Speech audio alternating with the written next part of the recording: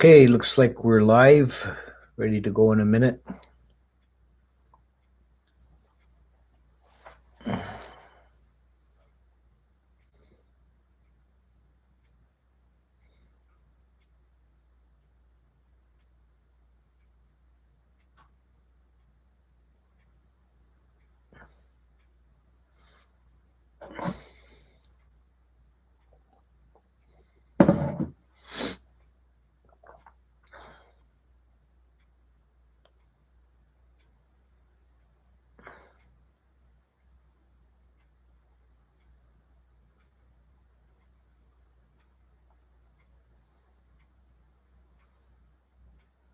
I won't be covering Witaka and Wachara today. That'll be next week's when I do Sankaras.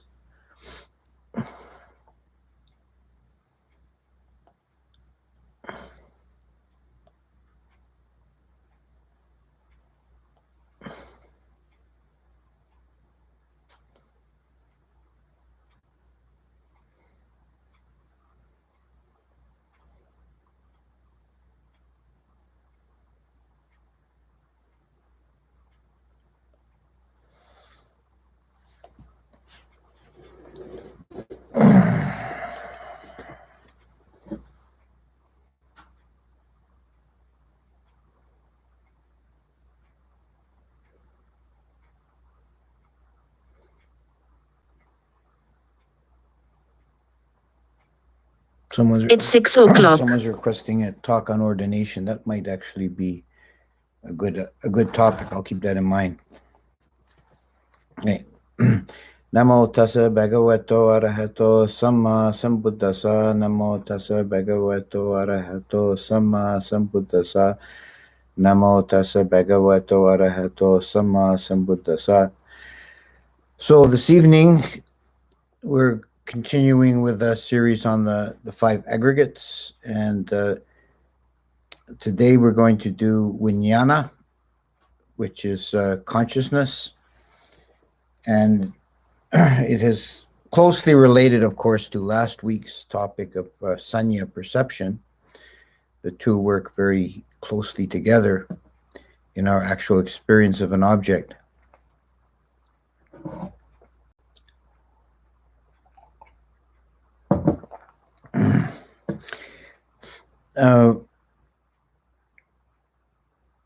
Vijnana is translated consciousness, and it's pretty reasonable translation, but we have to be a little cautious as usual when dealing with the English words, because the general public, but serious writers on psychology and so on, they have different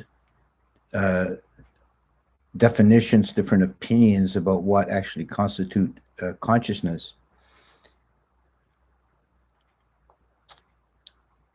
When we talk in the Buddhist sense about vijnana or consciousness, we're talking about the simple experience of an object, the knowing. There's an etymological root between janati, to know, and vijnana, consciousness. And to know in this sense should not be confused with knowing in the broader sense, like you know something in detail. It just means to have an experience.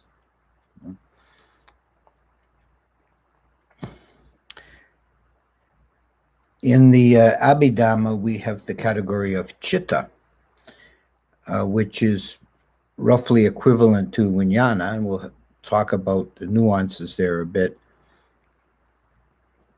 I know that, for example, in Nyanaponicka's Buddhist dictionary, he says that the words vijnana, chitta, and mana are all synonyms for mind or consciousness. And I don't think that's quite exactly right. It's close, but I think there's a shade of difference between vijnana and chitta. The chitta in the Abhidhamma is referring to a paramatta dhamma, meaning an ultimate dhamma, non-reducible to other things. It is existing on its own, has its own category, its own laws, its own separate, independent existence as a category. And chitta is the simple knowing, the simple fact of having an experience. On the one hand, and it's sort of difficult to get a grasp on, because on the one hand, there's nothing in the universe that's more intimate and immediate to our being than consciousness, than chitta. On the other hand, people struggle to understand it, and it seems very esoteric or elusive.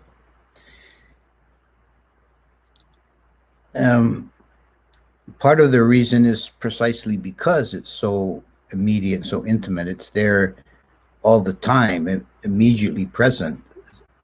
An analogy would be a fish trying to explain water.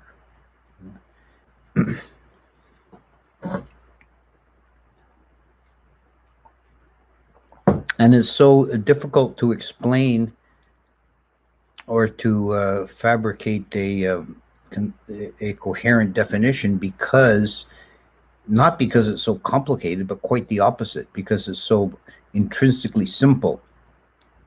It just simply is. We're simply aware.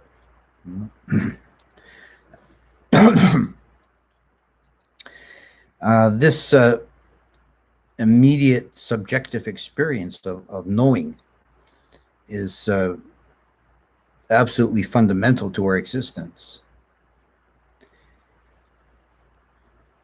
It's not possible to imagine existence without it. One modern writer, a man named Chalmers, who has, he's a psychologist who's talked about these issues, I think, quite well. And he has I think it was Chalmers, maybe somebody else, but I know Chalmers quotes this, that the idea of what it's like to be a bat, right? You can imagine a bat has a totally different existence than us. They're almost blind, and they navigate by echolocation, and they live an entirely alien existence to us, but we can kind of imagine it. It makes sense. It means something to be a bat. But if someone says, what would it be like to be a baseball bat? That doesn't make any sense. You can't imagine being a baseball bat, because one has consciousness, one has experience, and one does not. So the immediate knowing, the immediate subjective fact of awareness, this is chitta. Another problem with thinking about and talking about chitta or consciousness or vijnana is that by the very nature of our language, we're forced to use nouns. This is inevitable, whether we're talking in English or French or Pali or Greek or whatever, that we have to use nouns to describe these things, but they're not really things. It's a consciousness. There is a process. It's the simple knowing. There's not anything that knows. There's just knowing.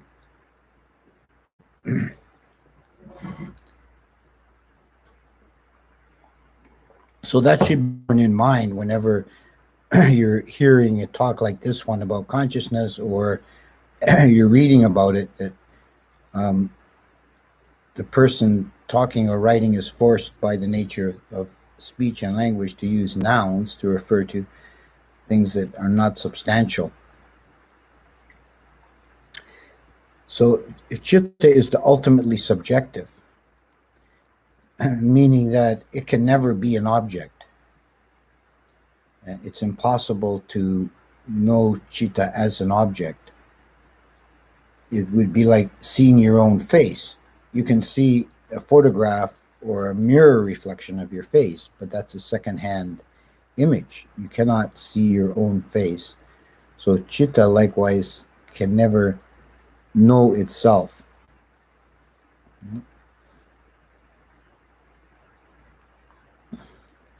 So chitta exists as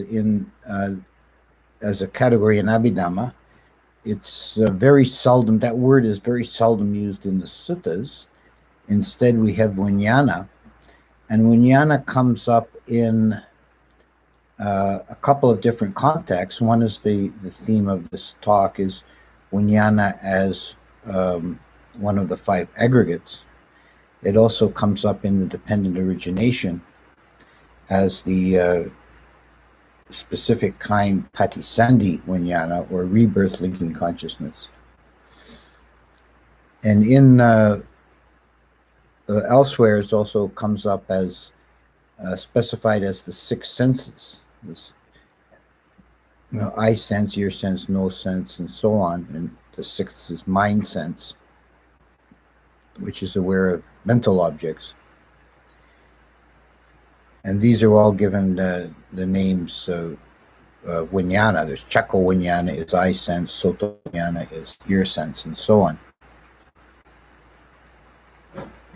So this also relates to the use of vijnana in the 5 aggregates, because it's primarily referring to chitta operating through the senses.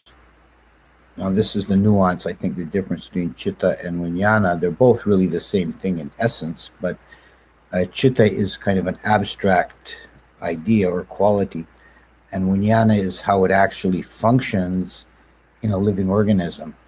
It operates through the senses, and its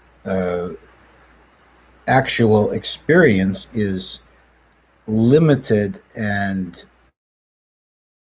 by the sense organs, the physical sense organs. So eye sense sees visual objects, and actually, technically, what the eye actually sees is a narrow band of electromagnetic radiation that we call the visible light spectrum. So nothing can be seen in the dark, and all we're seeing when we look at an object, we're seeing a reflection of this electromagnetic radiation striking the eye and exciting the cells in the eye, and this creates the physical part of the image. But vijnana then takes over. Vijnana is a purely mental quality,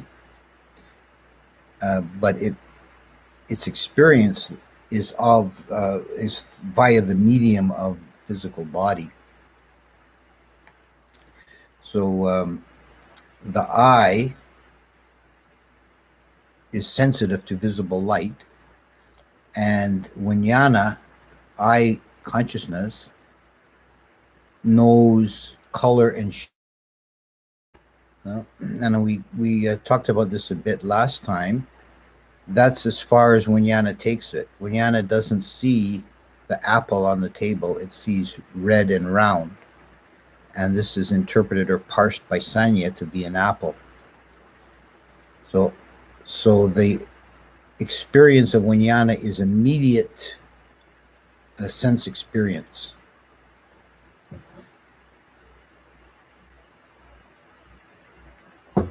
I think they're sticking with the eye sense for the moment. I think there's an incident in which sometimes there's enough separation between vijnana and sanya that we can get a glimpse into their difference.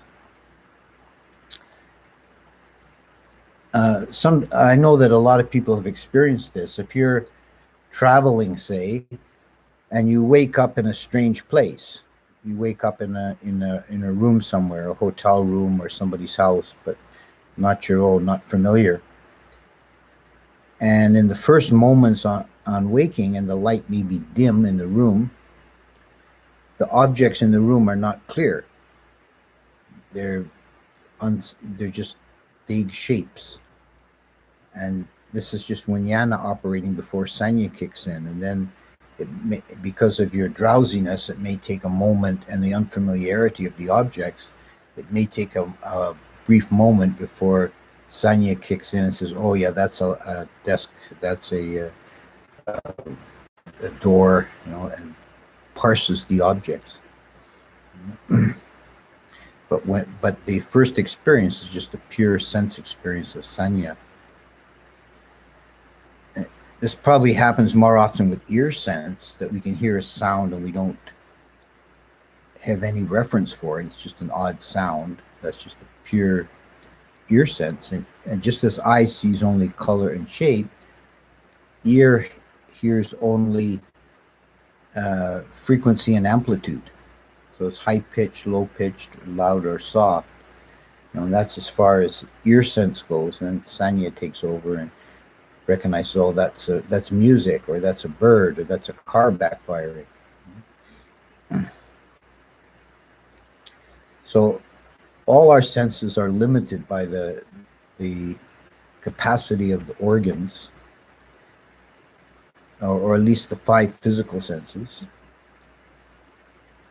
The mind sense, mano vijnana, is kind of special in that it discerns mental objects like an idea, a fantasy, a memory, an emotion are perceived as objects by mano vijnana, and in the process of the cognitive processing as outlined in Abhidhamma, mano vijnana also comes in after a sense experience to further process it, so that the apple on the table is handed over, the perception is handed over to mind sense, and mind has ideas about the apple.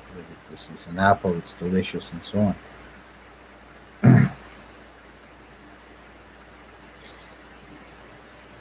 So vijnana is constantly present, and it's operating through these senses. And even when we're not sensing anything physically, the mind is still active, sensing mind objects. Even in sleep, when we're dreaming, there's a sensing of objects, mental objects. And according to Abhidhamma, even in deep sleep, there's an object, the bhavanga object, that is determined. This I think I covered this in a lecture on Abhidhamma, but it's a interesting point. The theory in Abhidhamma is that in the last moment as you die, you'll have some kind of vision, and that becomes your bhavanga object for your whole next life.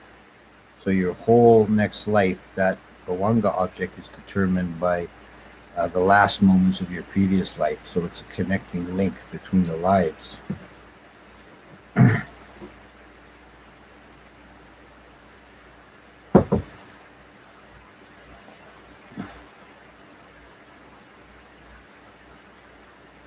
So this process of vijnana and sanya, together they provide the simulation of the world that we live in.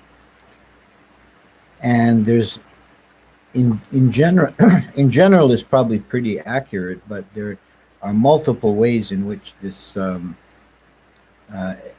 the sense experience can be falsified and not according to the actual reality out there. And we talked about some of them with sanya. The sanya's creative aspect, sanya might go astray and misinterpret things, like the piece of rope seen as a snake. But the falsification can begin even earlier. It can start even at the physical level. If there's something wrong with the sense organs, the eyes or the ears, for example, you get partial or confused impressions through the sense organs. So vijnana is not able to discern the actual external reality because it has to work through this filter of the sense organs.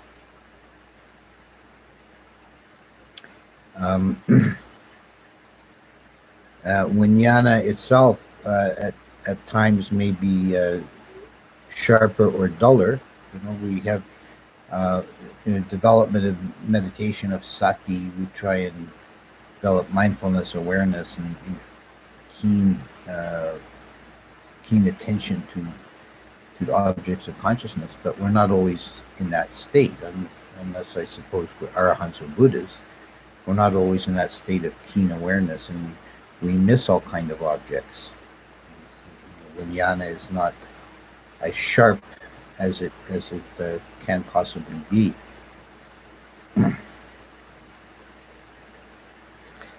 So these two faculties working together, Vijnana and Sanya, they generate this simulation of the external world that we function in. And it's really an important point to get across and to hold, is that we never really experience the external world directly.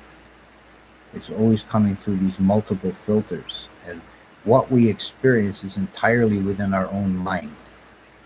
It's a simulation created by Sanya and Vijnana working together, and it's like a mirror image. It's a simulation or a model of the actual external reality, which is really moot.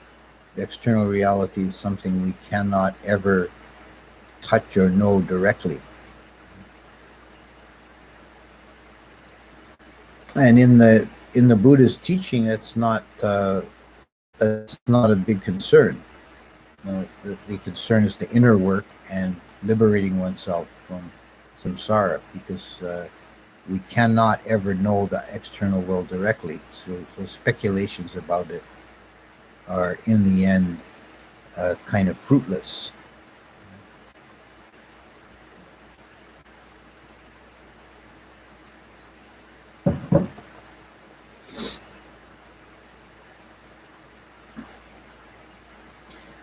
There's a set of analogies or images for the 5 aggregates to emphasize their ephemeral nature, their unreal or unsubstantial nature. And body is compared to sea foam, and feeling is compared to soap bubbles. Perception is compared to a mirage in the desert, and consciousness is a conjuring trick, like a magician's trick, like pulling the rabbit out of the hat, because it's creating a world out of the sense data, limited sense data. And when you consider the actual limited range of what we can sense, the world is so much more, there's so much more to the world than what we sense.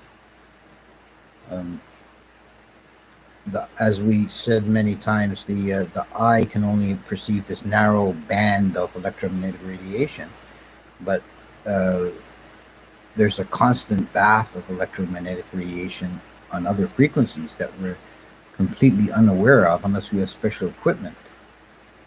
There's radio waves, and you can pick up, if you've got a shortwave radio, you can listen to radio broadcasts from other continents. But if you don't have that equipment, you wouldn't even know they're there. And even with the equipment, you don't actually sense the radio wave. The equipment transforms it into auditory sound. And sound, we only experience a narrow band of frequencies. And the general course of human life is that as you age, you lose the higher frequencies. You can't hear high frequencies as well. Right? And we know that even a young, healthy person can't hear high-pitched sounds that a dog can hear.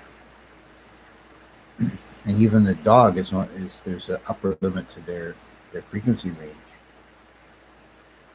Likewise with odors, the smell sense, the physical object for smell sense is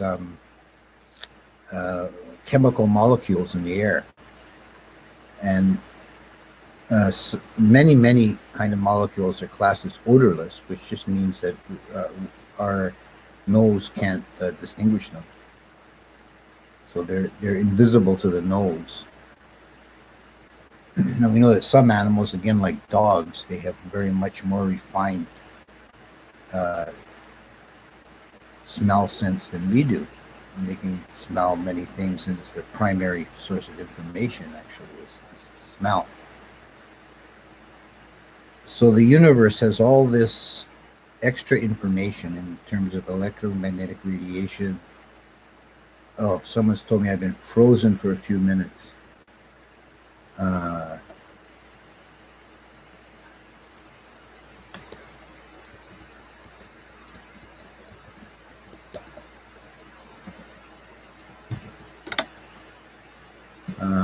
Hope I don't know how much I've lost there.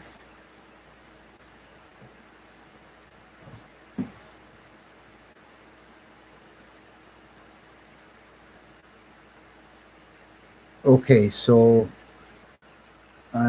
someone's told me I'm come back now. I don't know how much you lost.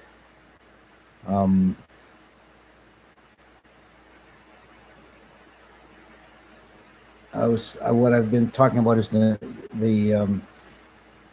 narrowness of our sense impressions of how the organs are limited to only a narrow range of a narrow band of information. So the universe is much more complicated than we can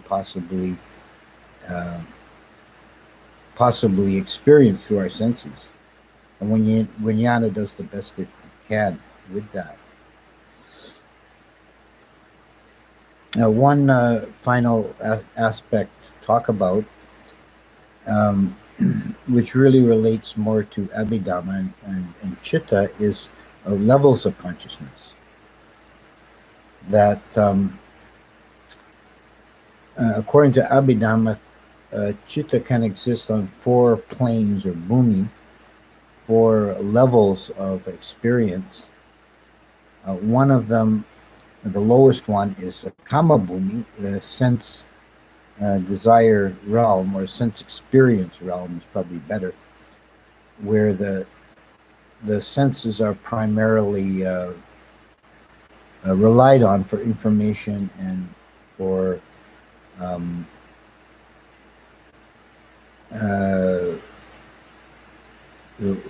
experience. And that's where we are. That's where devas are, and animals and so on. It's a very broad and variegated realm. That consciousness can be elevated to Rupa Bhumi, which is the realm of form, which is the realm of jhana or of the Brahma gods. The intrinsic fact of Chitta knowing, just knowing, doesn't change, but the quality of the knowing or the quality of the experiencing is different, and there's less emphasis on the senses, the external senses dropping away. And then the 3rd level is Arupa Bhumi, which is the formless level, which is the realm of the 4 formless abidings, boundless space, boundless consciousness, nothingness, and either perception or non-perception, which has no reference to the body or senses whatsoever. So it's pure mind sense, only mano vinyana operating here. And then finally nibbana, or the unconditioned, which is beyond all of this.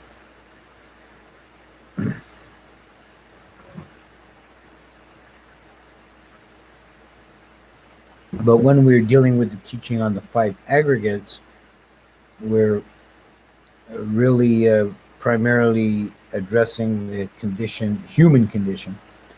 So we're talking about the vijnana as operating through the senses. So we're talking about this lowest level of kama bhumi.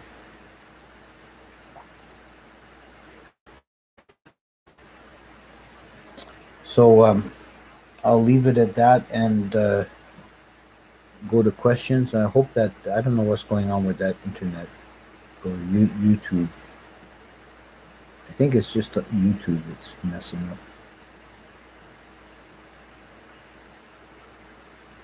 up. What is the relation of consciousness element mentioned in MN 140 with the consciousness aggregate? Well, I actually have to look that up to be sure of the context, but the consciousness element is a term as it would be a mano dhatu that comes up in Abhidhamma as part of the processing of information through the mind sense. There's a technical meaning there. I'm not sure how it's used in MN40. I'd have to go back to that and look. Could you please talk about spontaneous visual consciousness in meditation? My mind always shows me images of familiar places in the beginning. They usually fade out as concentration strengthens. Yeah, what the questioner is talking about are nimittas, mind-created objects. That's what nimitta means, is something created by the mind. And this is common in meditation. With the development of samadhi, there's often an increase in the faculty of visualization, and the mind can throw up all kinds of images. I think it's important not to be lost in them, not to give them overdue importance. I know some meditators get caught up in the images, thinking they have some kind of profound meaning, and they encourage them. And I think that's a mistake. You kind of get stuck. You're not deepening your samadhi. Just realize they're simply creations of your own mind, and they're just somewhat very akin to dreams. And they're not anything one needs to give any kind of importance or credence to. How can simple knowing be seen as not self-impermanent and unsatisfactory? How can one see that it's just an aggregate, inherently empty and transcendent in meditation? Yeah, that's actually an important question. That the whole reason for the Buddha giving the teaching on the 5 aggregates was to relate them or cross-reference them with the 3 characteristics, to see the aggregates as essentially empty, impermanent, and unsatisfactory. And when we have a simple experience of knowing, when we know an object, well, right away that's impermanent, because in the next moment our experience changes. So impermanence should be quite obvious with consciousness, and it's insubstantial because there's no substance to it. It's not a thing. It's just it's a simple process. It's better thought of as a verb rather than a noun. And we've got to avoid that mental trap of reifying things like consciousness.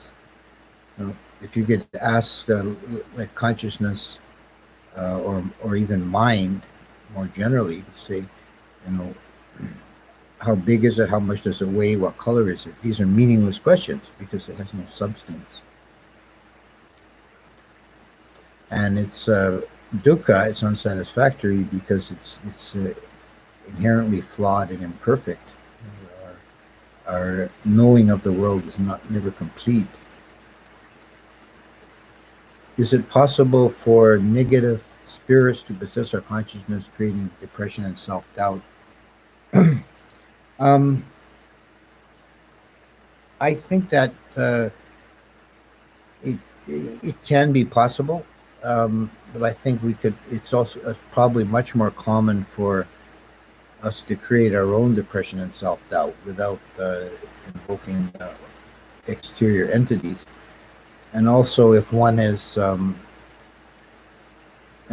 keeping good morality and taking refuge in Buddha Dhamma Sangha, then you're protected against any kind of demonic entities. They're not.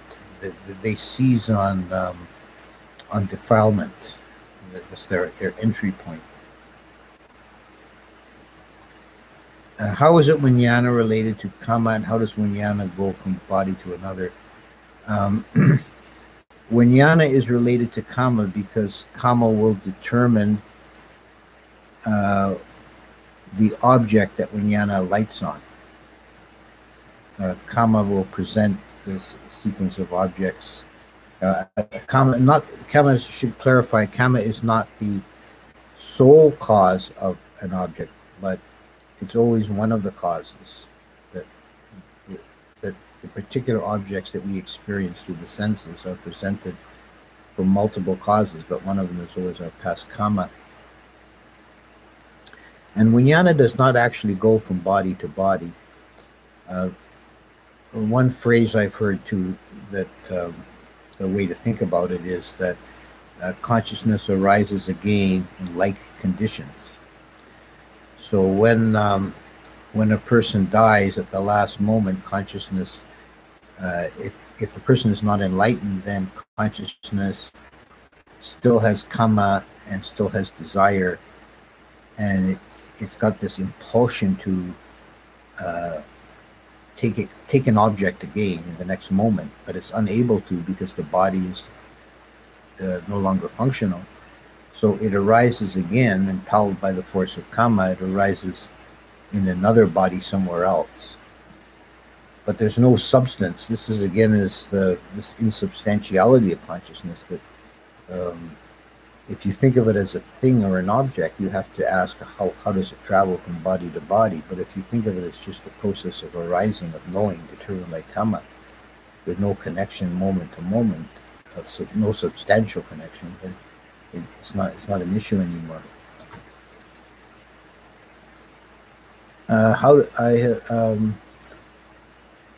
I had a hard time visualizing this aggregate. How does a person cling to consciousness? How does a person let go of consciousness? Well, if you identify the thing is with all of the aggregates, you don't, you should not identify with them as a self. And the Buddha give one of the suttas where he discusses the nature of not self, and referencing the aggregates, he gave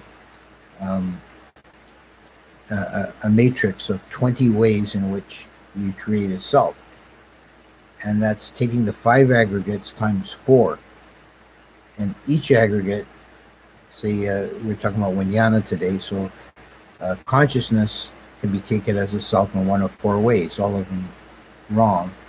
You can think, I am consciousness, or you can think consciousness belongs to me, or you can think I am in consciousness, or you can think consciousness is in me. And all of these are ways of creating a self and ways of falling into delusion. So when you see the non-self nature, you see there's just knowing, but there's nobody knowing, then there's nothing to cling to, and it's not a problem anymore.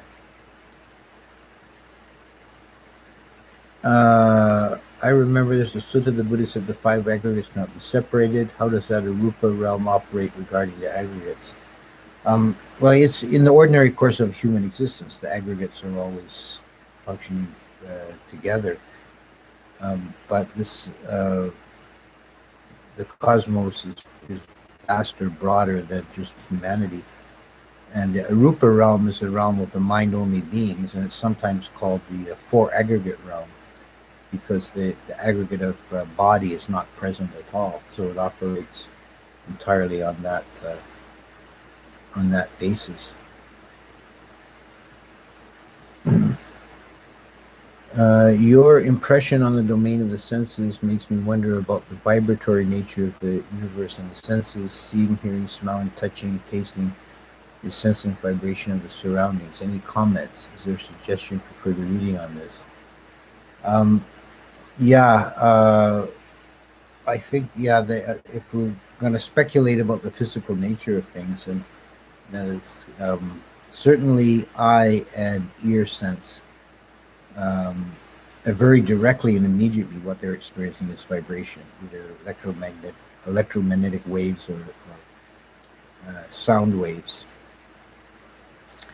And taste and smell operate on a chemical basis, but that could also be analyzed as the vibratory quality of the molecules that they have their resonant frequencies, and they excite receptors in the nose and tongue. Um, and even touch, the physical cells that are sensitive to heat, cold, or pressure are operating on another kind of vibration. So yeah, I think there could be something to that.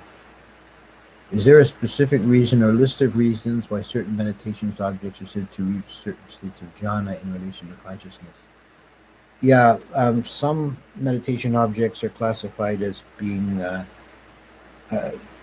taking one as far as first jhana. Other ones can go higher, and the reason is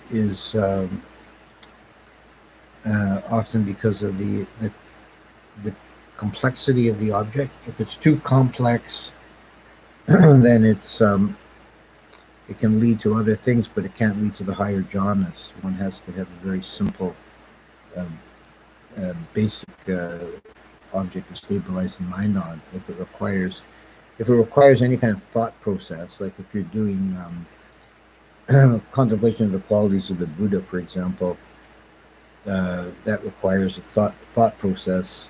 That's Vitakka Vichara, so that can't penetrate into the higher jhanas where Vitakka is absent. Would vijnana briefly collapse in the presence of an utterly novel object? I don't think vijnana. Sanya might be totally confused by an utterly novel object and be non-functional for a brief period, but it would then try to come up with some way of processing it. But vijnana doesn't. Every object is novel to vijnana in a sense. It's just if it's able to excite the physical sense organs, vijnana can experience it. Are there specific exercises for clarifying the difference between sanya and vijnana on a continuous basis? Could be with vipassana meditation.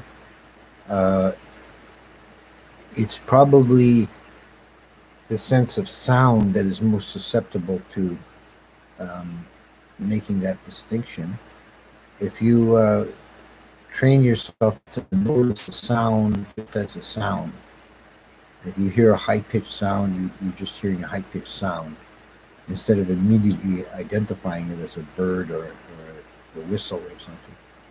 And you can then that will come in shortly afterwards, whether you're trying to or not. Sanya will kick in. But with sound, it often, there is a longer interval, I think, between vijnana and sanya, and if mindfulness is really keen, you might be able to discern that.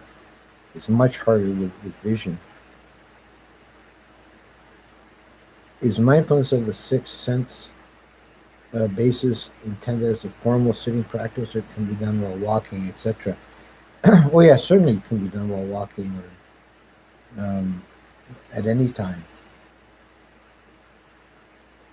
Ajahn Chah talks about original mind. Some comment on this. Yeah, this is something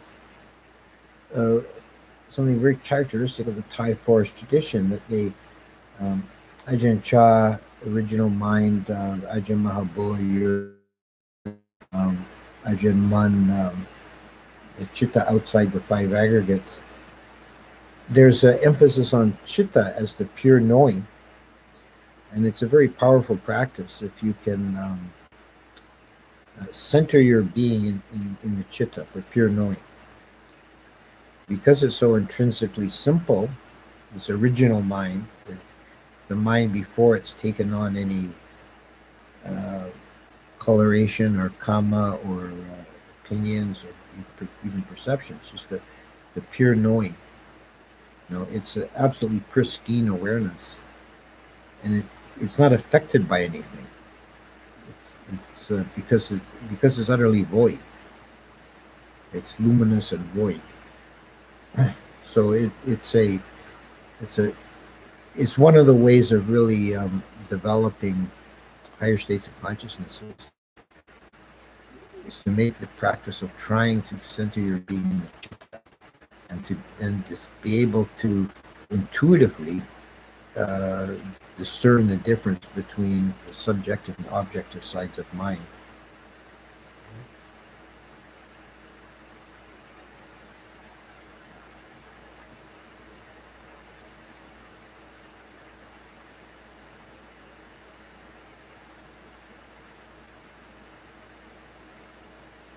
Okay, so I think seem to be running out of questions, and I'm feeling a little hoarse, a little bit difficult to talk at the moment.